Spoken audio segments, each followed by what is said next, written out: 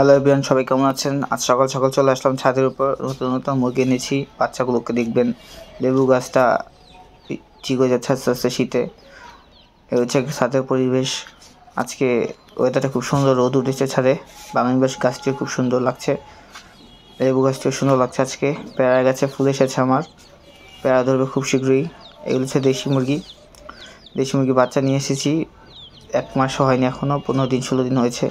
But মাশাআল্লাহ খুব তাড়াতাড়ি গ্রোথ বেড়ে যাচ্ছে, রোদে তা নিচ্ছে। খুব সুন্দর লাগছে মুরগির বাচ্চাগুলোকে। এখনও বড় মুরগি ছাড়ি নেই, ছাদের পরিবেশ ভালো না, পরিবেশ ঠিক করতে হবে, পরিবেশ নোংরা হয়ে আছে। এগুলো হচ্ছে ফার্মি মুরগি বাচ্চা নিয়েছি। মাশাআল্লাহ খুব কিউট দেখতে।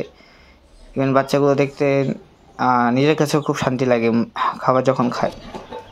এখন দিয়েছি কক মুরগিগুলো। এগুলো অনেক বড় হয়ে গেছে, এখন খাওয়ার বয়স হয়ে গিয়েছে।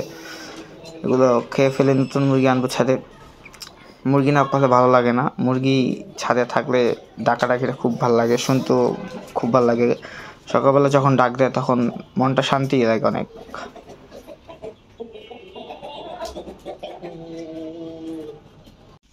ছাদ ক্লিনিং শুরু করলাম, পুরো ছাদ ক্লিন করছি।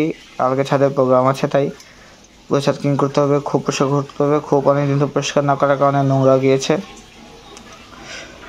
দেখুন খোপের অবস্থা, ছাদের অবস্থা।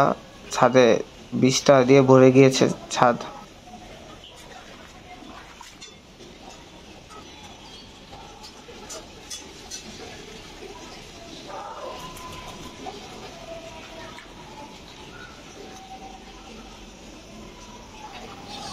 মুরগির খোপের অবস্থা খুবই খারাপ, দেখতে খুবই নোংরা লাগছে।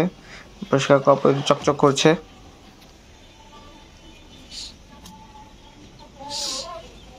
দেশি মুরগির বাচ্চাগুলো খাবার খাচ্ছে, মাশাআল্লাহ দেখতে খুব সুন্দরই লাগে। দেশি মুরগির বাচ্চাগুলো সবগুলো কালো, এখন ছেলে মেয়ে বোঝা যায় না। কয়েকদিন পর 1-1.5 মাস হলে বোঝা যাবে ছেলে মেয়ে। মুরগিগুলো খুব সুন্দর।